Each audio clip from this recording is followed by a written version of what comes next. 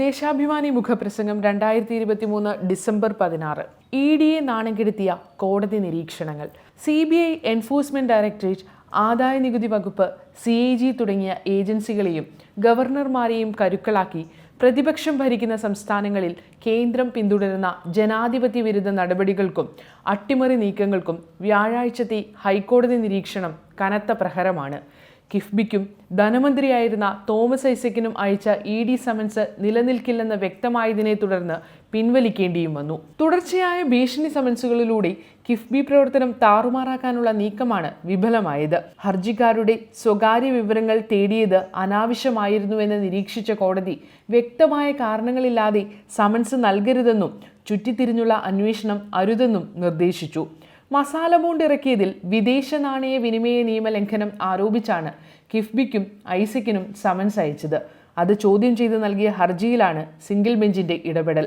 തുടർന്ന് സമൻസുകൾ പിൻവലിക്കാമെന്ന് EDക്ക് വേണ്ടി ഹാജരായ അഡീഷണൽ സോളിസിറ്റർ ജനറൽ അറിയിച്ചത് കോടതി രേഖപ്പെടുത്തി. രാഷ്ട്രീയ വിമർശകരെ ഭയപ്പെടുത്തി നിശബ്ദമാക്കാമെന്ന ലക്ഷ്യത്തോടെ മോദി ഭരണം ഒരുക്കി നിർത്തിയ ഏജൻസികൾ കേൾക്കുന്ന തിരിച്ചടികളിൽ അവസാനത്തേതാകാൻ വഴിയില്ല മസാല ബോണ്ട് വിധി. EDക്ക് അനാവശ്യ അന്വേഷണത്തിന് അവകാശമില്ലെന്നും ന്യായമായ കാരണങ്ങളിലേ അതിന് പുറപ്പെടാവൂ എന്നുമുള്ള മുന്നറിയിപ്പ് ബന്ധപ്പെട്ടവരുടെ കണ്ണു തുറപ്പിക്കേണ്ടതാണ്.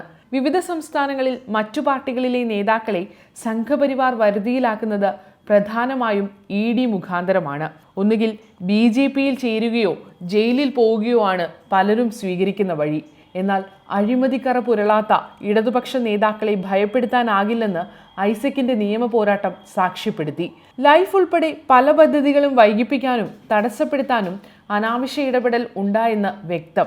സംസ്ഥാന വികസനത്തിൽ വൻ കുതിപ്പിന് അടിത്തറയാകുന്ന കിഫ്ബിയെയും തകർക്കണമെന്നാണ് ഗൂഢലക്ഷ്യം. സമൻസ് സ്റ്റേ ചെയ്ത് ഏത് തെളിവ് അടിസ്ഥാനമാക്കിയാണ് അന്വേഷണമെന്ന അതിലളിതമായ ചോദ്യം EDയോട് ഉന്നയിക്കുകയുമുണ്ടായി ഹൈക്കോടതി. 1.5 വർഷമായി ആ ആരായലിന് ഉചിതമായ ഉത്തരം നൽകാൻ കഴിഞ്ഞിട്ടില്ല. അന്വേഷണം വലിച്ചു നീട്ടി മികച്ച ധനസ്ഥാപനത്തെ തകർക്കാനായിരുന്നു പരിശ്രമങ്ങൾ. കള്ളപ്പണം വെളുപ്പിക്കൽ നിരോധന, വിദേശ നാണയ നിയന്ത്രണ നിയമങ്ങൾ അനുസരിച്ച് മാത്രം പ്രവർത്തിക്കുന്ന EDക്ക് തോന്നുന്നവരെയും കാണുന്നവരെയും വേട്ടയാടാൻ ഒരുവിധ അവകാശവുമില്ലെന്നാണ് കോടതി ഊന്നിയത്. തെളിവിന്റെ പൂർണ്ണ അഭാവത്തിലും പൊതുപ്രവർത്തകരെ സംശയാസ്പദമാക്കാൻ EDയെ ദുരുപയോഗിച്ചുവെന്നുമാണ് ബോധ്യപ്പെട്ടതും. കള്ളപ്പണവാദം നിലനിൽക്കില്ലെന്ന് തിരിച്ചറിഞ്ഞാണ് ഫെമ ലംഘനം എന്ന കളത്തിലേക്ക് മാറിച്ചവിട്ടിയത്. മസാല ബോണ്ട് ഇറക്കാൻ സംസ്ഥാന ഏജൻസിക്ക് അനുവാദമില്ലെന്നായിരുന്നു EDയുടെ പ്രധാന വാദങ്ങളിലൊന്ന്. ഫെമ നിയമം പരിശോധിക്കേണ്ട ഏജൻസി റിസർവ് ബാങ്ക് എന്ന് ഐസക് ധരിപ്പിച്ചു. മസാല ബോണ്ട് ഇറക്കാൻ റിസർവ് ബാങ്ക് അനുമതി നൽകിയത് കോടതി അംഗീകരിക്കുകയും ചെയ്തു. ബാങ്കിന്റെ മൊഴി കൂടി രേഖപ്പെടുത്തപ്പെട്ടപ്പോഴേ കേസ് ആവിയായതാണ്. പക്ഷേ വികൃതമുഖം വെള്ളപൂശാനുള്ള മെയ്യഭ്യാസങ്ങളുമായി പിന്നെയും വലിച്ചു നീട്ടി. പണം എന്തിനു വിനിയോഗിച്ചെന്ന് എല്ലാ മാസവും കിഫ്ബി റിപ്പോർട്ട് നൽകിയിട്ടുണ്ട്. കേരളത്തെ തകർക്കുന്ന മോദി സർക്കാരിന്റെ വിനാശകരമായ നയങ്ങളെ പിന്താങ്ങുകയും കരുതിക്കൂട്ടിയുള്ള അന്വേഷണങ്ങളെ കൊട്ടിഘോഷിക്കുകയും ചെയ്യുകയായിരുന്നു UDF നേതാക്കൾ. ഇക്കാര്യത്തിൽ കോൺഗ്രസ് അഖിലേന്ത്യാ നേതൃത്വത്തിന്റെ നിലപാടല്ല ഇവിടെ.